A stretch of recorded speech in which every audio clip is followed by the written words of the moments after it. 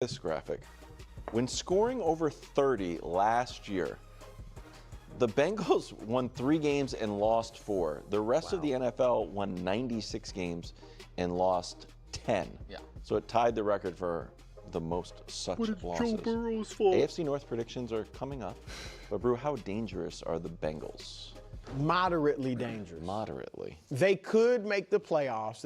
With that offense, they could. And, Nick, I know you've talked about it's going to be hard to duplicate that offense. Yeah. They were only 6th in scoring offense last year. 27 a game. That's right? fair point. They could definitely average 27 or more. Now, that was the most they've ever averaged with Burrow, but still, they could do that.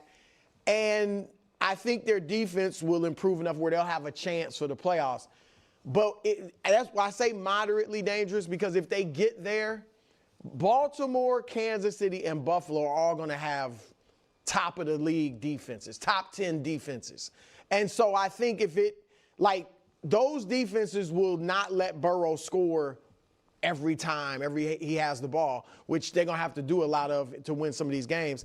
Whereas Cincinnati's defense will have more trouble stopping those 3 quarterbacks. So I think if they get to the playoffs, one of those teams will beat them because of the defense. I think this is a very dangerous team.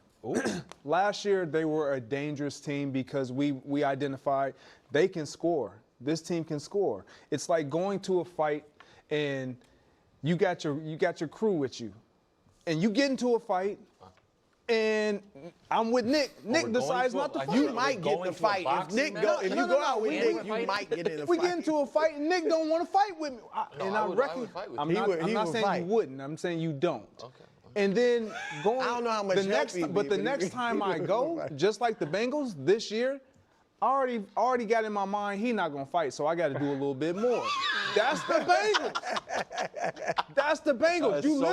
When you listen to T Higgins, he's not even thinking about his defense anymore. Last year it was frustrating. Defense, man, hit somebody. Now they don't even look. We just gonna outscore you. When you have that mentality, I was on a team that averaged 35 points a game in 2011 with the Packers. We went 15-1 that year. We didn't win it all. Clearly, you guys know, but it was that mindset. We didn't care what the defense did. It doesn't matter. We're going to outscore you. That was our mentality and philosophy. I know they presented that last year, but they were frustrated because they were hoping their defense did a little bit more. Can they win the AFC like that?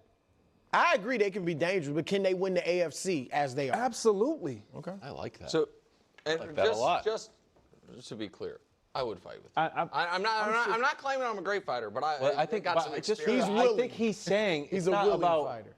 You're trying hard. He's just saying you're not going to be that efficient when it comes to that's not what he was saying. No, Fight. He knows after a few seconds he's got to he'll do a be little on his own. bit more. Last year they showed up and the defense was like, "We're out of here. You're on your own." And so now they're showing up and they're like, "All right, I got to know." And I'm just saying I wouldn't be that guy. I'm just letting you know. I'd be in this analogy. I'm Trey Hendrickson. I'm giving my all. I'm still good for it. But all right, now, listen.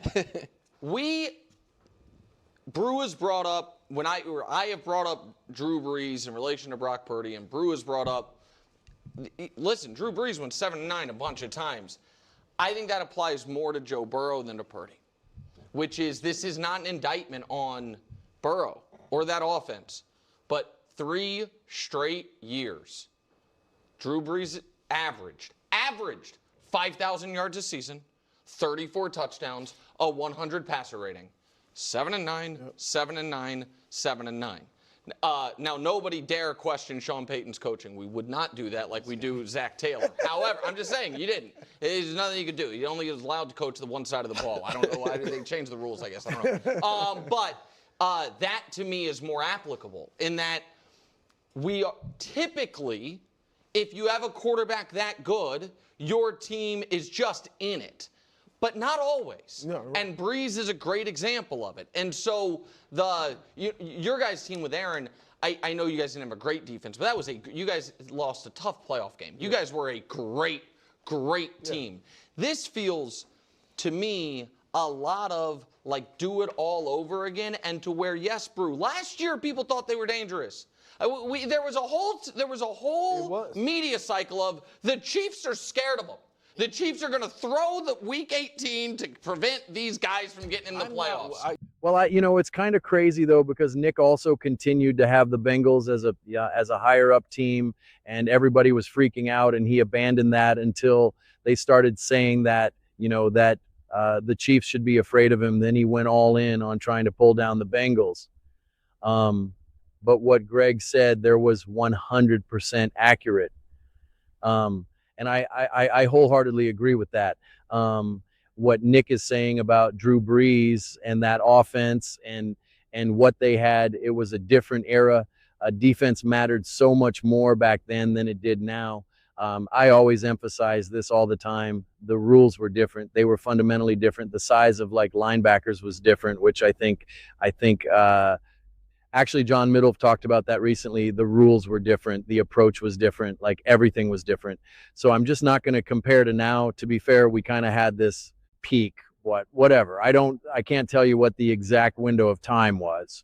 But it was essentially with like the Mahomeses and Lamars and whatnot, and the tail end of Brady, where it felt like defense just didn't matter at all. It was like, okay, defense doesn't matter, and they changed the rules. It was offense, offense, offense, offense. They were throwing all over the place, but we kind of now swung back. So I'm not going to act like we're still in that peak, like your defense could be trash, and it doesn't even matter. You're going to win a lot of games, as the Bengals proved that. So at this point in the NFL, you need a competent defense. I don't think you can rivalry win with a bad defense, but you need a competent defense. And if your defense is going to give up a lot of points, like they need to be good at least getting to the quarterback, or they need to get some decent field position for your offense, some turnovers. Like they can still give up a lot of points, but they need to still somehow to help out your offense now in a way, right? I always talk about complementary football, although that's like kind of the other side of complementary football. And so that's really all you're asking this Bengals defense to do. But when you do see that those numbers, it is pretty stunning. It is pretty stunning. I mean, this is a massive sample size. And you can see. So that's why ever blaming Joe Burrow for them not winning is just hilarious. Anytime people like the Patriots game, it's like, okay, like talk about being disingenuous. So it's pretty remarkable. Now, here's what's interesting. Everyone's all on the whole thing of like, oh, well, the Chiefs were 11-0 in one-score games, and the Commanders were whatever the heck they were in one-score games, and you can't expect them to do that again, right? That seems like everyone's take, and I push back on that, to be fair. But now the question is, are they really going, if they score 30 or more points again in 7 games, do you really think that they're going to lose? That they're going to win less than half those games again when the NFL went 96-10. I mean, that is such a massive difference. It's actually almost kind of difficult to see how massive of a difference that is, to the point where if this was like actual data where you were, that it actually really mattered. Like if it was like, I don't know, you're doing like an actual legitimate experiment, you would have to run like certain analysis that would remove that from it, because it's too much of an outlier. We throw around those words like it's an outlier. It's an outlier. And as you know, like, I don't think people really truly understand like what an outlier can do to data and why you need to control for them when it, like I said, when you're actually dealing with data, they're like actually matters, like lives are at stake here, which obviously it's not for football. But this is so insanely counter to what the rest of the NFL has. It's pretty remarkable. I mean, like, it's stunning. It is from just like from a straight stat standpoint. You're just like, this is wild, which is why I went back and I was like, I really need to see how Joe Burrow's season unfold. That's why during the summer, and like, I forget, in July or whatever, I was making all those Burrow videos, because I was like, I don't think I didn't even understand, to be fair, just how amazing Joe Burrow was last year, what he did, putting up all those numbers, having all those games where he was just absolutely balling terrible O-line T. Higgins missing a third of the season. Like, it was remarkable to me. And I was like, this is actually one of the best seasons of quarterbacking we've ever seen. Was pretty breathtaking, and it's pretty crazy that they don't make the playoffs and he gets the blame. or we then try to twist the narrative. Either we want to blame him for games that he bought and put up like 30 or so points but still lost, or they want to blame him for just essentially not being perfect game after game after game and not putting up 30 points against the Patriots or something, or they want to say that it just doesn't matter. He's the quarterback. It's on him. It's like, come on. I mean, look at this. Like this disproves that more than anything. And it's a frustrating narrative when people will say, oh, well, you put up all these points because they were down by so much. And it's like, that's not how those games unfolded. A lot of them were back and forths. So those stats were not inflated. Joe Burrow needed to do what the game asked him to do. They weren't down by 3 scores going into the fourth quarter. And so now, of course, Joe Burrow is just throwing all over the field and easy prevent defense. Like that's not how the Bengals got there. And even if some of that data was within that, you can see then that would have to then be the case for the rest of the NFL. And you could see 96-10. You could still see the win percentage of 9,006. So even if you're just looking at all of this together, it's just miles away from each other. I keep saying the word breathtaking because it is. So you have to ask yourself, can the Bengals defense be as historically bad or historically holding back their offense again? I don't know. I think not. I think if this defense could just even be remote. But this is what's interesting about Higgins, and this is what Greg was talking about, where they're just like, we're going all in on offense.